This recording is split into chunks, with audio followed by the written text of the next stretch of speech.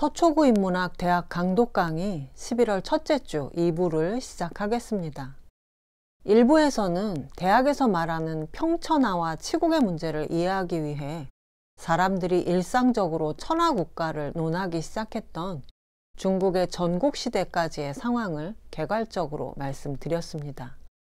사실 BC 200년대에 쓰여진 대학이 본격적으로 주목을 받은 것은 AD 1000년경 송나라 시대였고, 그 후로 또다시 1000년이 지났는데 지금 읽어도 개인과 국가, 공동체에 대한 많은 영감을 준다는 것은 그만큼 대학이 인류의 고전으로서 손색이 없기 때문인 것 같습니다. 저도 대학을 만화로 그리고 또 강의까지 하니까 그 의미를 깊게 되새길 수 있어서 이렇게 공부할 수 있는 기회가 주어진 것이 아주 감사하고 고마운 일이라고 생각되는데요. 이 모든 것이 도울 선생님의 대학 한글 역주가 있었기 때문에 가능할 수 있었습니다. 저의 강의를 통해 도울 선생님께서 걸어가시는 학문과 사상의 길을 뒤따라 걷는 기쁨을 여러분께서도 만끽하셨으면 좋겠습니다. 1부에서 대학 14장에 나오는 소위 평천하 제7기 국자, 소위 앞서 말한 바 평천하가 치국에 있다고 하는 것은 까지 읽었습니다. 그리고 이어지는 바로 다음 문장에 치국의 리더십이란 이런 것이다 하는 설명이 나옵니다. 상노로 이민 흥효. 임금이 노인을 노인으로서 공경하면 백성들이 효심을 일으키고, 여기서 상은 임금을 말합니다. 상이 솔선수범해서 노를 노로서 잘 대하면 민이 흥효한다. 치국의 리더십이 다른 게 아니라 임금이 먼저 나서서 모범을 보이는 거라고 합니다. 상장장 이민 흥제. 임금이 윗사람들을 윗사람으로서 대접하면 백성들이 공경하는 마음을 일으킨다. 역시 임금이 장을 장으로서 대하면 민이 흥제한다. 여기서 장이 단순히 나이 많은 사람을 의미하면 앞에 나온 노인과 중복이 됩니다. 그래서 도울 선생님은 이 장을 사회 정치 조직의 연장자들 혹은 주요한 장자리에 앉은 사람들이라고 보십니다. 임금이 먼저 나서서 이들 장을 맡은 사람들의 직무를 존중하면 백성은 시키지 않아도 잘 따른다는 뜻입니다. 상휼고 이민 불배. 임금이 고독한 사람들을 구휼하면 백성들이 서로 배반하지 않는다. 임금이 고아나 홀몸이 된 외로운 사람들을 구제하는 대책을 마련하면 백성도 서로를 외면하지 않고 돕게 된다. 치국의 리더십이 뭘까 잔뜩 기대했는데 마치 현대국가의 복지제도를 그대로 옮겨놓은 것 같습니다. 이 구절들을 보니까 생각이 나는데, 춘추시대 노나라에서 군주를 능가하는 권력을 가지고 있었던 대부 개강자가 공자에게 정치를 질문하니까 공자가 대답하신 말씀이 이 장의 내용과 비슷합니다. 논어 안연편인데요. 개강자 문정어 공자 대왈. 개강자가 공자에게 정치를 물었다. 공자께서 대답하셨다. 정자 정야, 자솔 이정, 숙감 부정. 정치라는 것은 바르게 하는 것이다. 수장인 그대가 바름으로써 솔선수범을 보인다면 감히 그 누가 바르지 않을 수 있겠는가. 여기서 장수수를 솔로 읽는데 거느리다, 앞장선다는 뜻으로 쓰였습니다. 공자도 역시 정치는 백성을 앞장서서 솔선수범으로 이끌어가는 거라고 말하고 있습니다. 또 바로 다음 장에도 개강자와 공자의 대화가 이어집니다. 개강자 환도, 문어 공자 대왈. 개강자가 도둑이 성하여 그 대책을 공자께 여쭈었다. 공자께서 대답하셨다. 구자지 불욕, 수상지 부절. 이 나라의 수장인 그대가 탐욕을 부리지 않는다면 비록 백성들에게 상을 주면서 도둑질하라고 해도 도둑질하지 않을 것이외다. 절이 훔칠 절자입니다.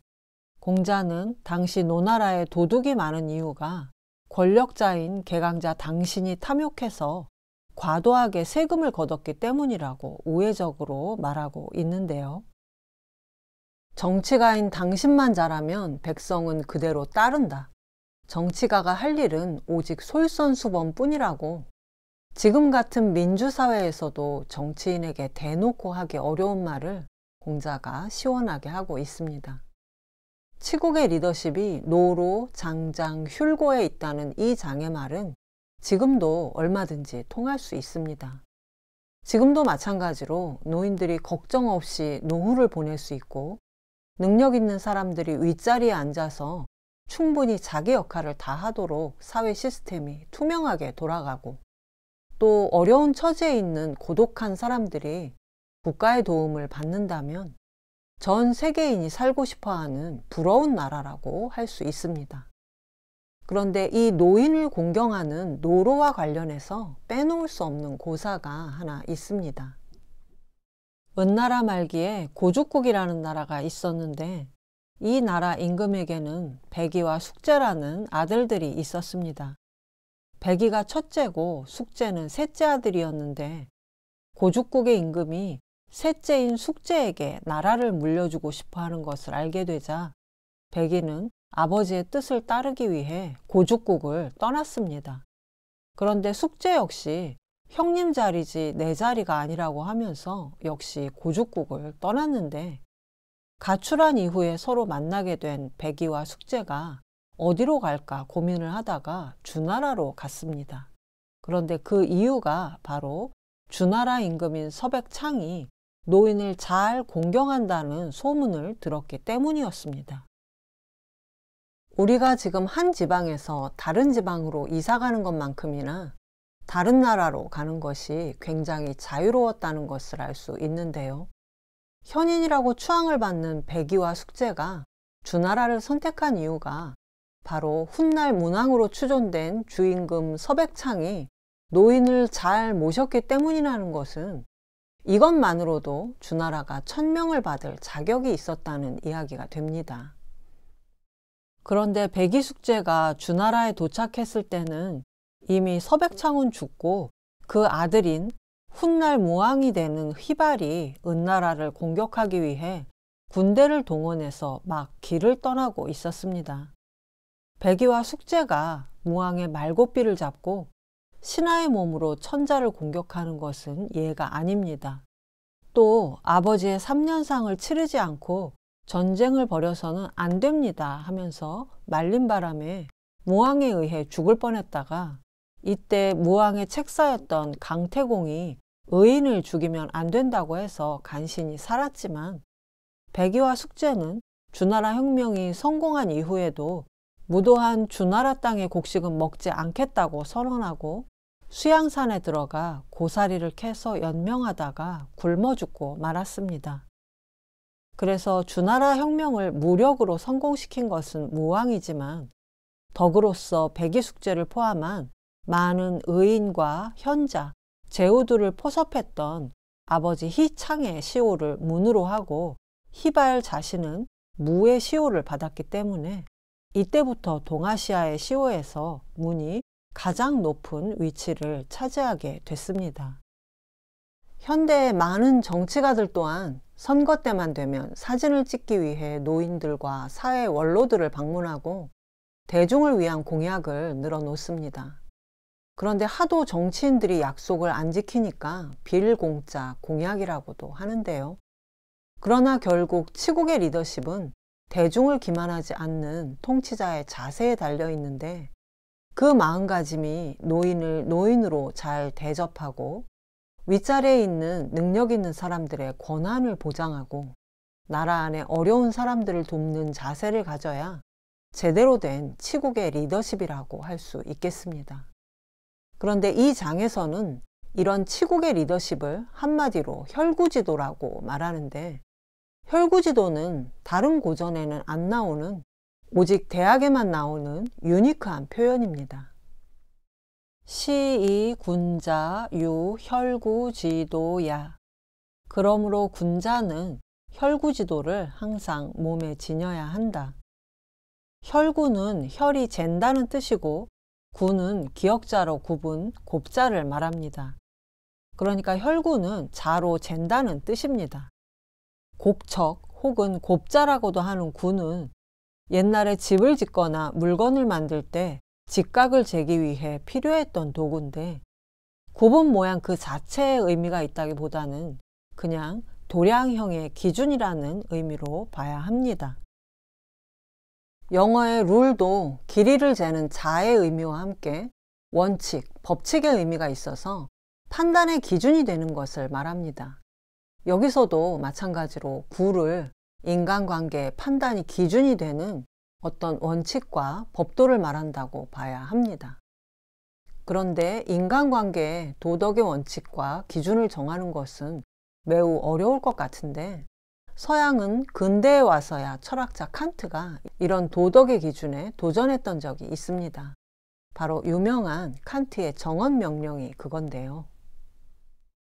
정언명령은 인간이라면 누구나 지켜야 하는 정해진 명령이라는 뜻입니다. 정언명령의 반대말이 가언명령인데 가언명령은 만약 네가 행복해지고 싶다면 이렇게 해라 하고 어떤 가정과 조건이 붙는 건데 정언명령은 일체의 조건 없이 무조건 따라야 하는 지상명령을 말합니다. 네가 하고자 마음먹은 것이 동시에 누구에게나 보편적으로 적용될 수 있게 행동하라. 예를 들어서 거짓말을 하는 것이 사회적으로 허용된다면 누구나 거짓말을 밥 먹듯이 할 것이고 그러면 누구도 다른 사람의 말을 믿으려 하지 않을 것이기 때문에 사회의 신뢰가 무너지게 된다. 따라서 거짓말을 허용하는 것을 사회적 원칙으로 삼아서는 안 된다는 겁니다. 모든 개인이 갖고 있는 원칙이 각자 다를 수 있기 때문에 반드시 누구에게나 보편적으로 적용했을 때 타당한가를 정밀하게 따진 이후에야 정당한 사회적 원칙으로 삼을 수 있다고 한 건데요.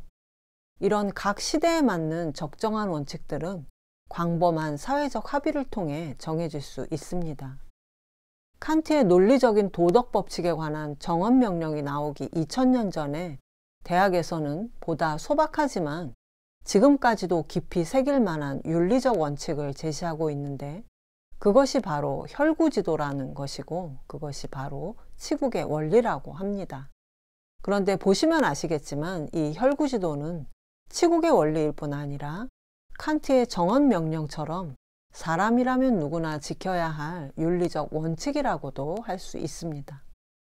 다음 시간에 혈구지도의 구체적인 내용에 대해 본격적으로 살펴보기로 하고 대학 14장의 내용을 오늘 읽은 부분까지 다시 읽으면서 2부를 마치도록 하겠습니다. 편안하고 행복한 한 주 보내시기 바랍니다. 소위 평천하 제7기 국자. 앞서 말한 바 천하를 평정하는 것이 그 나라를 다스리는 데 있다고 한 것은 상노로 이민흥효. 임금이 노인을 노인으로서 공경하면 백성들이 효심을 일으키고 상장장 이민흥제. 임금이 윗사람들을 윗사람으로서 대접하면 백성들이 공경하는 마음을 일으키고 상휼고 이민불배. 임금이 고독한 사람들을 구휼하면 백성들이 서로 배반하지 않는다. 시이 군자유 혈구지도야. 그러므로 군자는 혈구지도를 항상 몸에 지녀야 한다.